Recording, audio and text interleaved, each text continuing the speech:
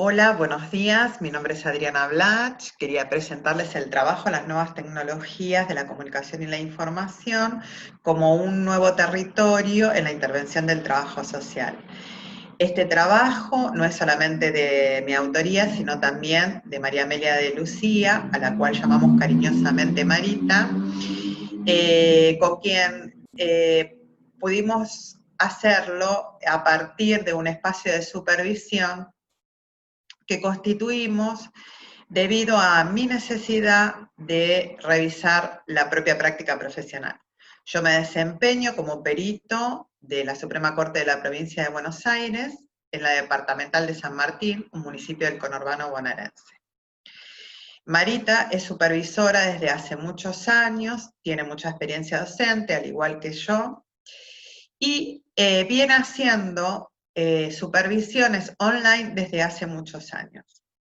A raíz del ASPO, el aislamiento social preventivo y obligatorio, que se viene sucediendo desde marzo en nuestro país y pasando por diferentes etapas, los y las profesionales de trabajo social empezamos a manifestar diferentes inquietudes respecto a cómo llevar la práctica de modo remoto cuando no estábamos en tareas esenciales, es decir, en tareas de salud y tareas de prestaciones básicas.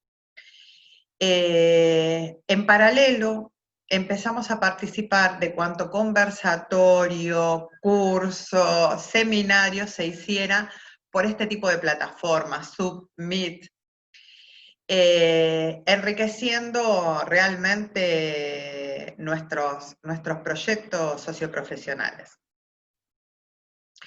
En paralelo, como parte de la Comisión de Ética de la Federación Argentina de Asociaciones de Trabajo Social, por ser la presidenta del Tribunal de Disciplina del Consejo de Profesionales de la Ciudad Autónoma de Buenos Aires, con una colega de Santa Cruz, una provincia ubicada a 2.700 kilómetros de acá de la Ciudad Autónoma de Buenos Aires, iniciamos una investigación y el diseño de una encuesta para conocer cómo estaban trabajando en todo el país las y los colegas. A raíz de todas estas cosas, empezamos a notar los obstáculos resistenciales que existían en muchos y muchas de nosotros a utilizar las nuevas tecnologías para la intervención. Le propuse a Marita un espacio de supervisión porque entendía que teníamos que buscar argumentos que conceptualizaran a nivel metodológico la intervención mediante las TICs.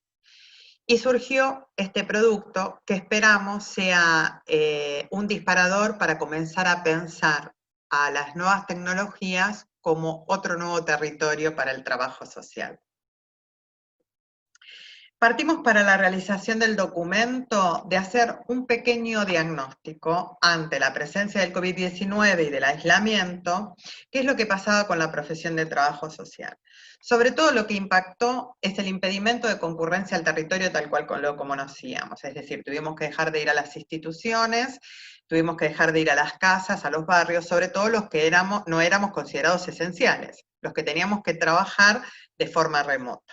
En paralelo, en Argentina surgió, se hizo la ley de trabajo remoto y realmente empezaron los sindicatos y los gremios a generar diferentes instancias de convenios provisorios para el trabajo de forma remota. También los consejos y colegios de profesionales generaron diferentes protocolos, algunos y otros, como el consejo al que pertenezco, el Consejo de la Ciudad Autónoma de Buenos Aires, que armamos unas recomendaciones para el desempeño profesional dentro del marco de la pandemia. Como les decía, los territorios fueron vedados, y nos encontramos en esta nueva normalidad que estamos transitando, donde aparecen los elementos de protección personal indispensables, el distanciamiento social, la división de los escritorios con acrílicos, el uso de todas las plataformas virtuales para establecer instancias de comunicación y de todos los elementos, herramientas digitales con los que contábamos. En el caso de la actuación profesional, aparecen prácticas profesionales realizadas con barbijo, con estos separadores que también influyeron en esas prácticas. Entonces, esa nueva normalidad implicó mirar la propia práctica y pasar de resignar la tarea a resignificarla. Es decir, dejar de lado el pretexto que nos hacía tener muchísimos obstáculos resistenciales frente al uso de las nuevas tecnologías como instancia de intervención, para pasar a crear estrategias, digamos, nuevas. Revisar la práctica entonces se hizo a partir de un posicionamiento epistemológico, ético y político, que era el que sosteníamos durante la práctica profesional y que guiaba nuestro quehacer, es el que utilizamos para poder mirar la propia práctica. Y esto nos interrogó sobre la formación para la utilización de las TICs, la realidad virtual como un nuevo escenario de la intervención, el análisis de los encargos en demanda, ¿sí?, que podían venir de las instituciones o de los usuarios y usuarias, las nuevas subjetividades y las implicaciones profesionales. Utilizamos o elegimos para este análisis dos instrumentos de uso cotidiano en el trabajo social, que son la observación y la entrevista. A la vez la observación está incluida dentro de la entrevista. Entonces planteamos la observación como un método analítico, ¿sí?, representado por una secuencia, aunque se da de forma simultánea, del fui, para tener una impresión sensorial, vi, la tensión que se produce entre lo que se ve y lo que traigo previamente, y el digo como esa síntesis dialéctica donde aparece lo que siento, lo que pienso, lo que digo y lo que hago. Y como técnica, donde aparecen los elementos, ¿sí?, de la observación. El sujeto-objeto de la observación, el contexto de la observación, los medios con los cuales se observa, el conocimiento del observador y la observadora, y del observado y observada. En este caso, como técnica, la entrevista agrega al sujeto de la intervención, que a la vez lo que trae es su historia personal. Ahí aparece la cuestión de la singularidad, ¿sí?, la cuestión de la subjetividad. A la vez pensamos en dos enfoques para la entrevista, el enfoque clínico y el enfoque comunicacional y la perspectiva de la singularidad.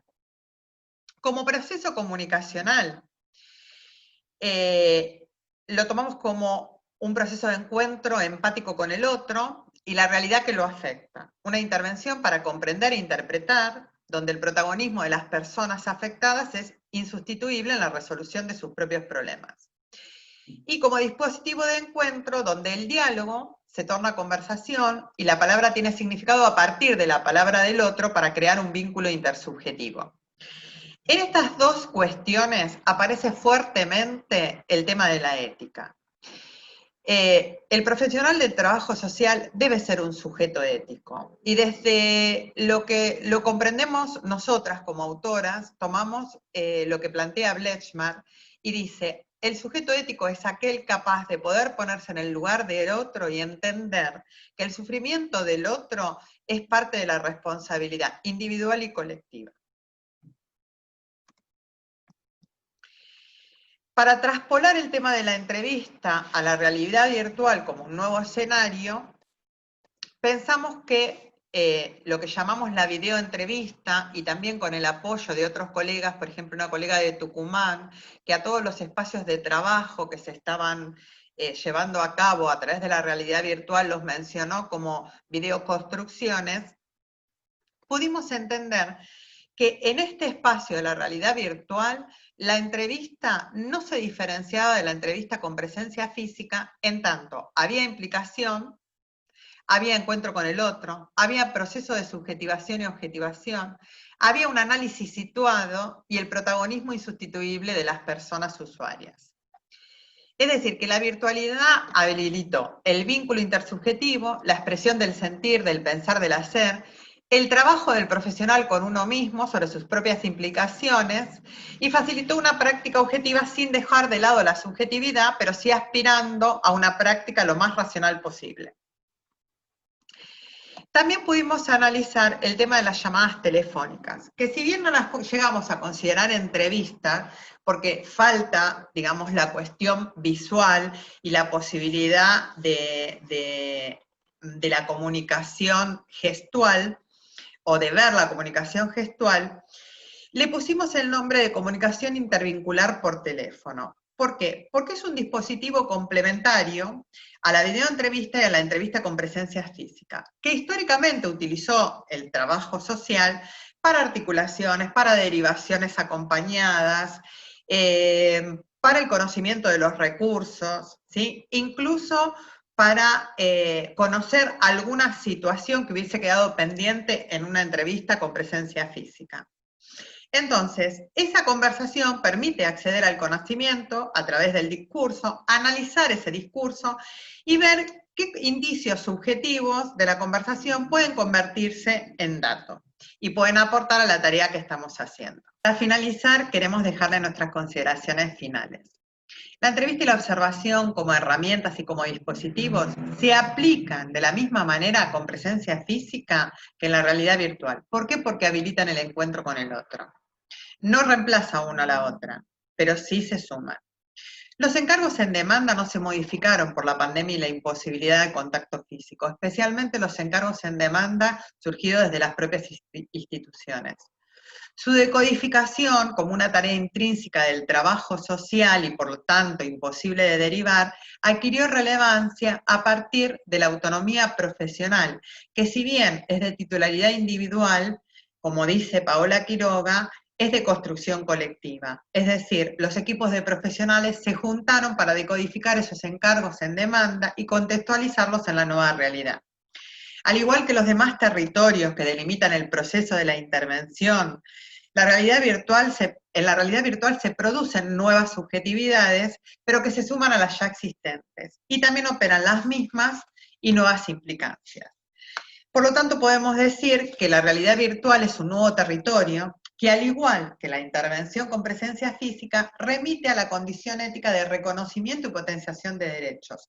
Es decir, parte, ¿sí?, de una perspectiva epistemológica, ética y política que toma a los derechos, a su potenciación y a su restitución como parte del quehacer profesional. Poder incorporar esta realidad virtual como un nuevo territorio va a depender de la capacidad profesional de potenciar el pensamiento racional y creativo para incrementar su capital disponible y utilizarlo en favor de la intervención profesional. Bueno, como síntesis, queremos decir que la realidad virtual se constituyó en un nuevo territorio de la práctica profesional, que no reemplaza a los territorios con presencia física, pero que permite el encuentro con el otro.